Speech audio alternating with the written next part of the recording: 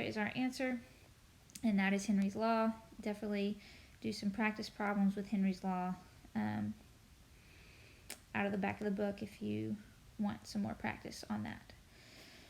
Okay, I know this is quite a long video, so I hope you are hanging with me. The nice thing about a video is you can pause me at any time. So if you need to take a break, if you need to rewind any of this, go back and re-listen to anything, you can certainly take a pause. You don't have to watch all of this all in one go. But we're going to move on to one of our last topics for this video, which is units of concentration.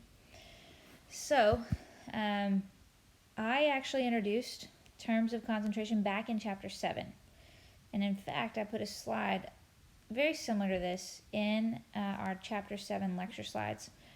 Back when we talked about the equilibrium constant K, we introduced units of concentration. So you've seen this, and we said then that concentration is an amount of solute, which is the thing being dissolved,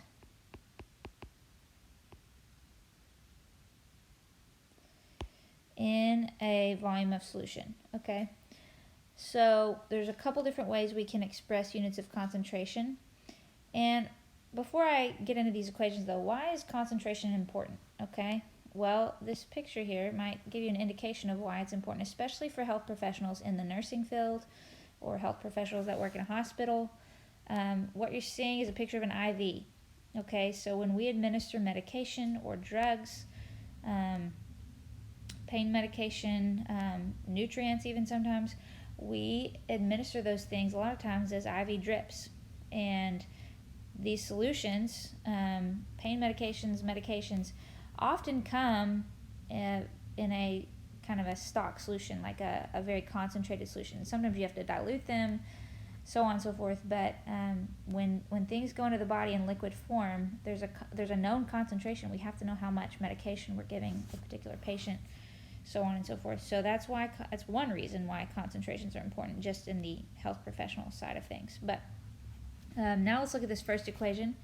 Okay, so number 1 over here is weight volume percent. Sometimes we also call it mass volume percent, or we can abbreviate it to as W/V percent, weight per volume percent. Here's what the equation says, is that percent equals grams of solute per milliliters of solution. And the key thing here is milliliters, not liters, okay? So grams of solute per milliliter solution, and then times 100. So we're going to work some problems using this equation to solve for different things. But the other type of concentration, we can express concentration in molarity, abbreviate it with an M. This is what I introduced, and we kind of use this for solving for K back when we talked about an equilibrium expression. And we said molarity was moles of solute. Okay, moles is just a different way of measuring an amount, just the way grams is, but moles is a bigger amount. Moles of solute per liters of solution. Okay, so in one equation up top you have milliliters, and down here we have liters. So make sure you keep those units straight and don't mix those up.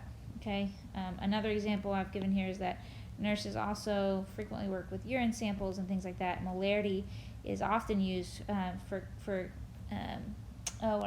conveying urine turbidity and things like that. So before we actually use these two equations to work some problems, I briefly want to mention to you, when you go to prepare a solution, there's a particular way you go about it. You don't just mix a certain amount of grams with a certain amount of milliliters of solution and voila, you have your solution. You have to keep into account this thought right here.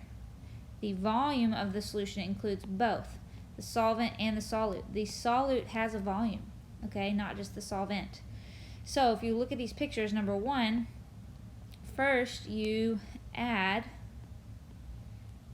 your solvent or solute. Okay, the yellow powder here is being added to this volumetric flask. So first you pour in your solute.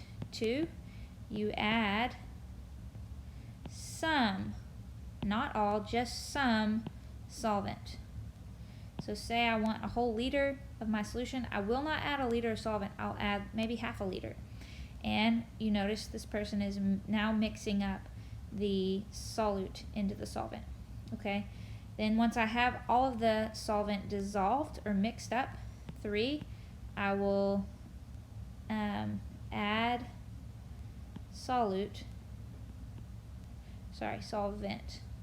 the liquid. So I can erase, I forget.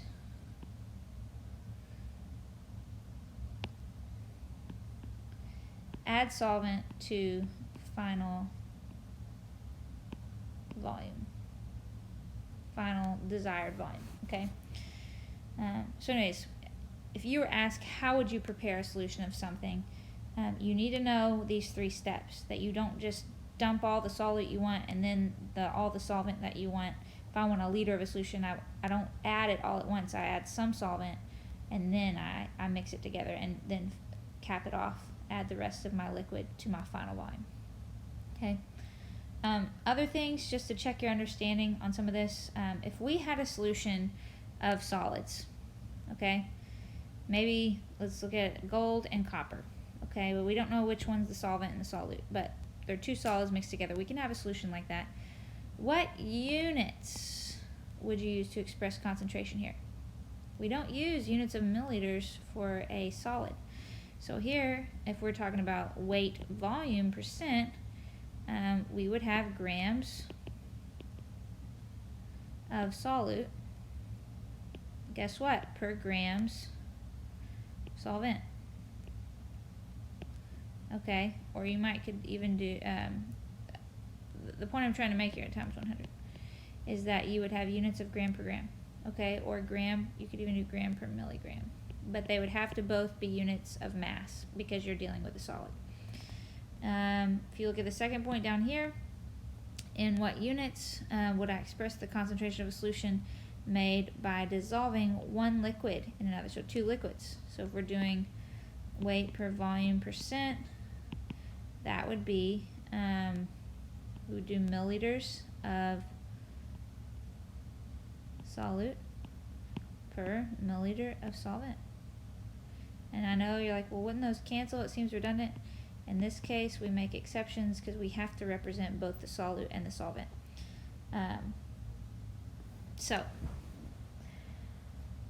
All right.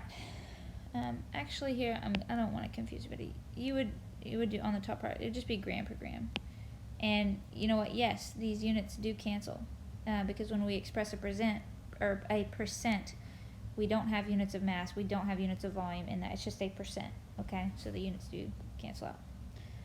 All right, we're almost done with this video. We are just going to work a few problems and make sure we understand these equations for concentration by working these problems. So let's look at this first problem. We are going to use the weight volume percent equation up here. So I've put that on the top for us. We'll refer to it as we need it.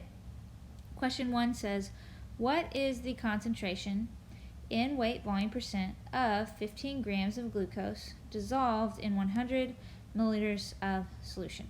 So we're going to use the equation, which says weight volume percent equals, we'll put 15 grams of glucose up top in the numerator, so 15 grams.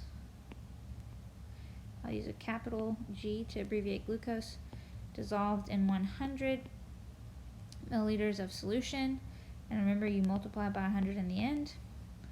So when you do the math here, 15 divided by 100 times 100, the hundreds will cancel out, and our weight volume percent is just going to be 15%. Okay, you do not keep the units of grams here, we just report a percent. Okay, so you drop all units when you're reporting concentration as a percent. You just use percent. You don't say percent grams, you just say percent. Next question, I don't know why it's not numbered, but number 2, if I dissolve 180 milligrams of heparin, heparin is actually involved in the blood clotting cascade. And if I have 100, it's a blood thinner, okay, so it works against blood clotting. But if we have 180 milligrams of heparin, and we dissolve it into 15 milliliters of aqueous solution, what is the weight volume percent? So we're solving for weight volume percent. And we have 180 milligrams of heparin. So milligrams, the first thing we got to do is convert that to grams. So before I go any further and plug in, I'm going to come down here. Let's convert 180 milligrams to grams. Milligrams of heparin. So we know you need to know the relationship between milligrams and grams. 1,000 milligrams is in 1 gram. And when you do the math here, and milligrams cancels out, so 180 divided by 1,000 will be 0.18 grams of heparin. So now we'll plug this in, 0.18 grams of heparin divided by 15 milliliters, and we want units of milliliters on the bottom, times 100. So I'm going to actually throw this in my calculator, 0.18 divided by 15 times 100. Your weight volume percent should be 1.2%. Okay. All right. Moving on. Do a few